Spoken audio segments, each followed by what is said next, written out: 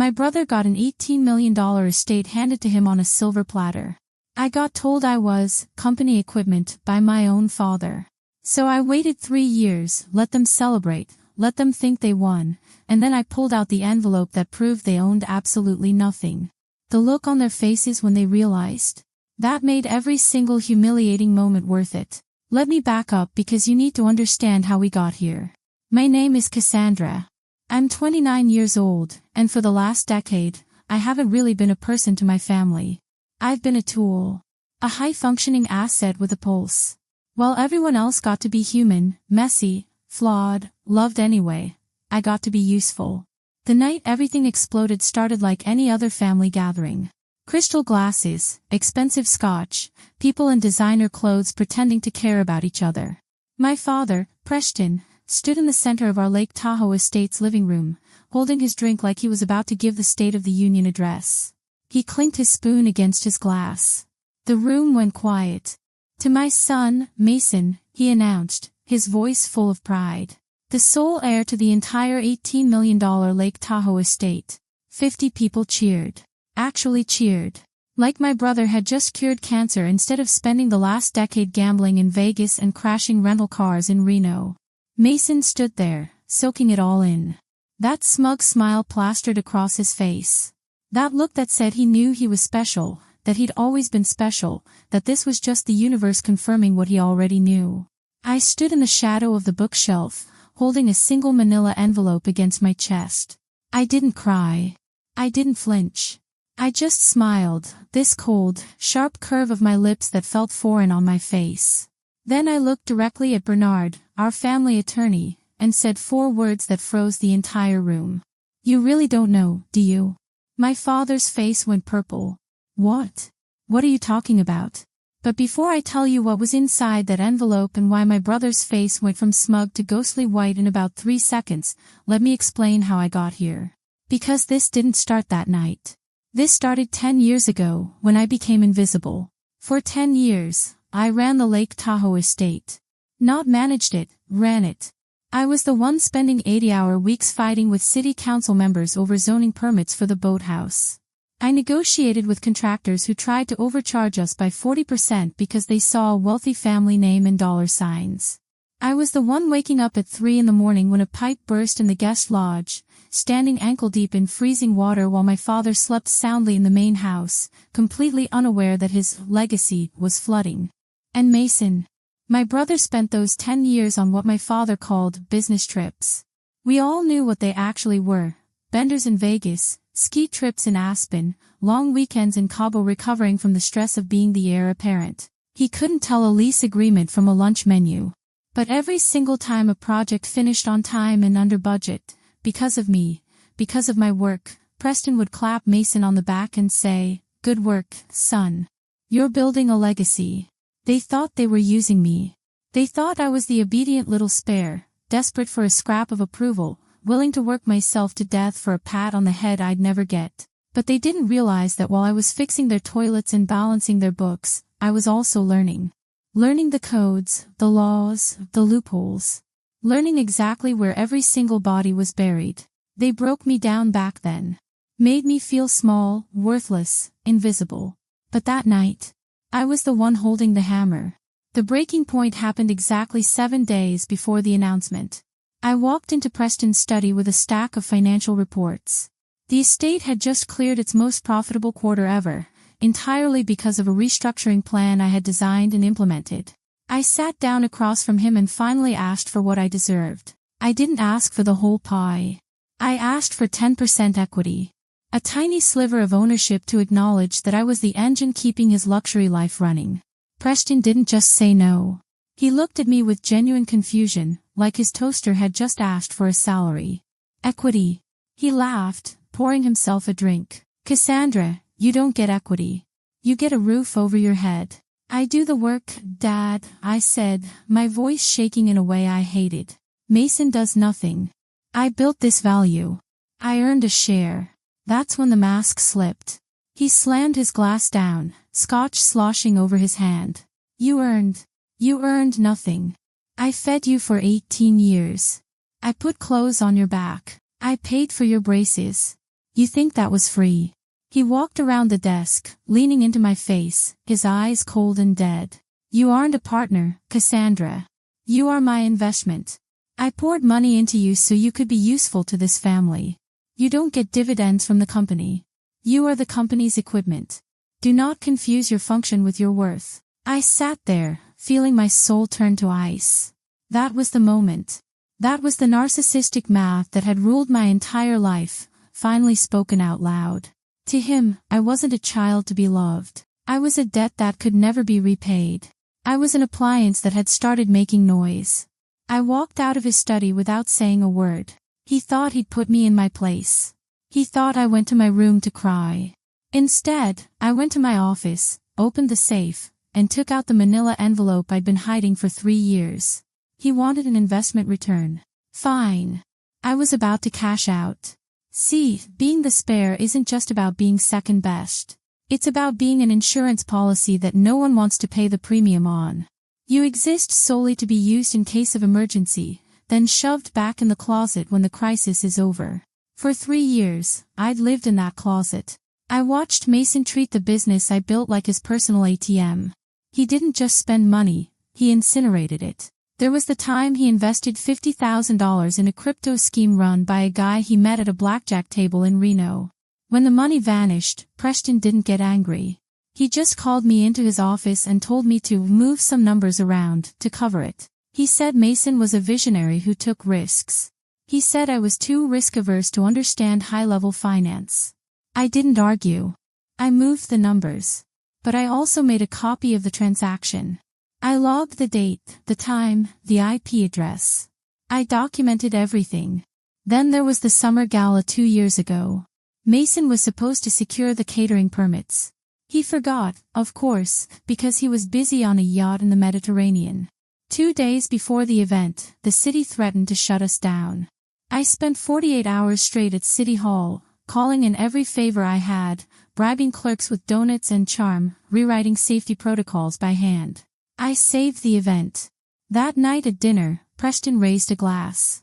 To Mason, he said, beaming, for pulling off the event of the season. Mason grinned, swirling his wine. It was nothing, Dad. Just takes a little charisma. Then he looked at me, sitting at the far end of the table in my work clothes, eyes burning from lack of sleep. You look tired, Cass. Maybe you should get some rest. Let the big dogs handle the celebration. The whole table laughed. My cousins, my aunts, the investors, they all looked at me with that pitying smile people reserve for the help. They saw a tired, frumpy girl with a spreadsheet addiction. They mocked my binders. They rolled their eyes at my obsession with receipts. They laughed at me then. But they didn't know those spreadsheets were the shovel I was using to dig their graves. Every time they dismissed me, I was documenting a felony. Every time Mason forged a signature, I archived it. Every time Preston moved assets to hide them from the IRS, I saved the file. They thought I was keeping the books to save them. I was keeping the books to bury them. I sat there at that table, sipping my water, and I realized something that changed everything. They didn't hate me. Hate requires respect. You hate an enemy. They just didn't see me. I was furniture. I was the Wi-Fi router. I was necessary infrastructure, completely invisible until I stopped working. And that was their fatal mistake. Because when you treat someone like a piece of equipment, you forget that equipment has no loyalty. You forget that if you push a machine too hard, it doesn't cry. It doesn't beg for mercy. It just breaks. And when it breaks, it takes the whole factory down with it. Back in the living room that night, the applause for Mason finally died down. My father looked at me, annoyed that I'd interrupted his moment. He thought I was about to make a scene about fairness. He thought I was going to cry about equity again. He had no idea the equity was already gone. I took a step forward. The floorboards creaked under my heels. The manila envelope felt heavy in my hand, dense with 3 years of silence. I looked at Mason. He was smirking, that same arrogant tilt of his head he'd had since we were kids. He thought he'd won. He thought the crown was already on his head. He didn't know it was made of paper. And he didn't know I was holding the match. Mason peeled himself away from a group of socialites and walked over to where I was standing. He smelled like 18-year-old scotch and unearned confidence. He leaned against the bookshelf, swirling his glass, looking at me with that half-lidded, pitying expression he reserved for people he considered beneath him. "Don't look so sour, Cass," he said, his voice low enough that nearby guests wouldn't hear the venom. "Someone has to lose for someone else to win. That's just capitalism." "You haven't won anything, Mason," I said, keeping my voice level. "You were handed a prize you didn't earn." He laughed, a sharp bark of sound. "Earned? Who cares about earned? Possession is 9/10 of the law. And as of 5 minutes ago, I possess everything." He gestured grandly to the room. The lake view, the expensive art, the life he thought was his. "I'm already making changes.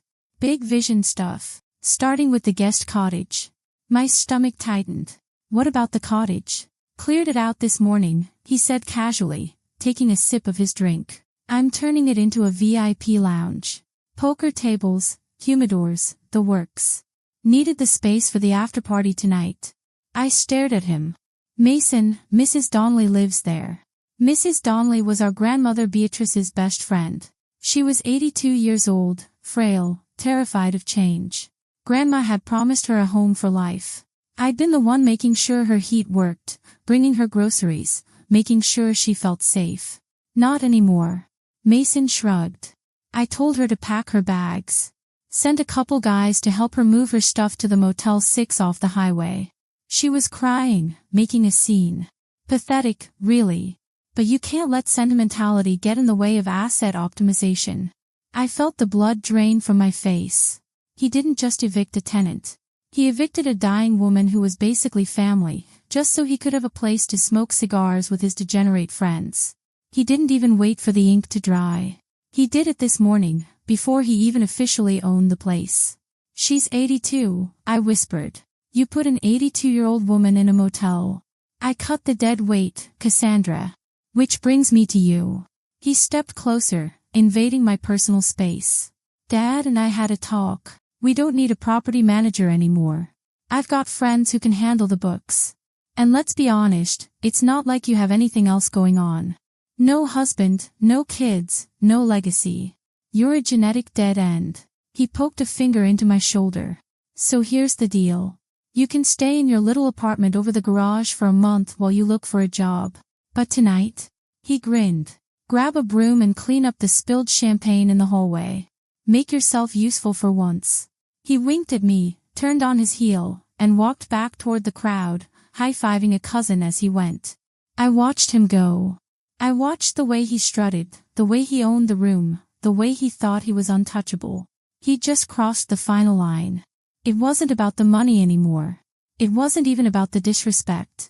It was about Mrs. Donnelly, shivering in a motel room because this monster wanted a poker lounge. He wanted me to be useful. He wanted me to clean up the mess. Fine. I'd clean it up. I'd scrub this entire family clean until there was nothing left but the truth. I looked down at the envelope in my hands. The seal was still unbroken. I ran my thumb under the flap and tore it open. The sound was sharp, like a bone snapping.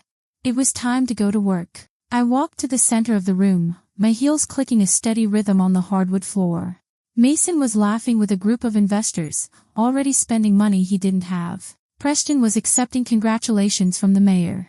They looked so secure. So invincible. "Excuse me," I said. My voice wasn't loud, but it cut through the chatter like a knife. "Before we continue the celebration, there's a small administrative matter we need to clear up." Preston turned, his smile tight. "Cassandra, not now. We're in the middle of a toast." "It's about the deeds," I said, holding up the envelope. "Specifically, the ownership of the Lake Tahoe portfolio." Mason rolled his eyes. "Give it a rest, Cass. Dad already announced it. I own everything. Get over it." "Actually," I said, opening the envelope and pulling out a stack of documents, "you don't." I walked over to the nearest table, moved a tray of expensive hors d'oeuvres, and laid the papers out one by one. The deed to the main house. The deed to the guest lodge. The deeds to the 3 rental properties on the North Shore. "These are the original deeds," I said, my voice calm, projecting to the back of the room. "Recorded with the county clerk. Not yesterday, not last week, 3 years ago. Bernard, the family lawyer, frowned and stepped forward. He picked up the first document, adjusting his glasses. He scanned the recording stamp, the date, the signature. His face went pale. He looked at the next one. And the next. Preston, Bernard said, his voice trembling. These are real. These were recorded 3 years ago. What are you talking about? Preston snapped, snatching the paper from him. That's impossible. My mother left everything to me. Grandma Beatrice didn't trust you, Dad, I said. She knew you'd give everything to Mason, and she knew Mason would destroy it in a year. So 3 years ago, on her deathbed, she transferred the entire estate into a trust. A trust managed solely by me. The room went dead silent. You could hear the ice melting in the champagne buckets. I have been the landlord for 3 years, I continued, looking directly at Mason. Every lease agreement signed by me. Every contractor payment authorized by me. And the rent? The rent didn't go into the family account. It went into a shadow account I set up to pay off the debts Mason was secretly racking up. I pulled out another sheet of paper, a ledger. Gambling debts in Vegas. The settlement for the car crash in Reno. The investment in that crypto scam. I paid it all. I let you play rich while I cleaned up your mess. Mason's face was a mask of shock. You stole my money. I saved your ass, I corrected. But I'm done saving it. As of this morning, I dissolved the shadow account. The free ride is over. I reached into the envelope one last time and pulled out a single sheet of paper. I walked over to Mason and slapped it against his chest. And this, I said, is an eviction notice. Not for Mrs. Donnelly. For you. Preston was sputtering, his face turning a dangerous shade of purple. Why? He screamed. Why did you wait? Why did you let us humiliate ourselves for 3 years? I looked at him. And for the first time in my life, I didn't feel fear. I felt power. Because I knew you, I said. I knew if I told you the truth, you would have guilt-tripped me. You would have sued me. You would have bullied me until I signed it back over.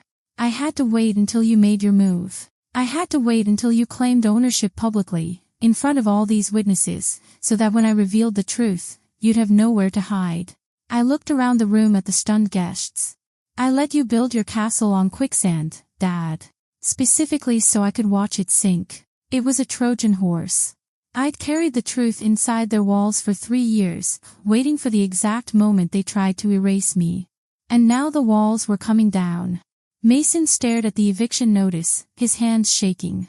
Then a strange, desperate laugh bubbled out of his throat. He reached into his jacket pocket.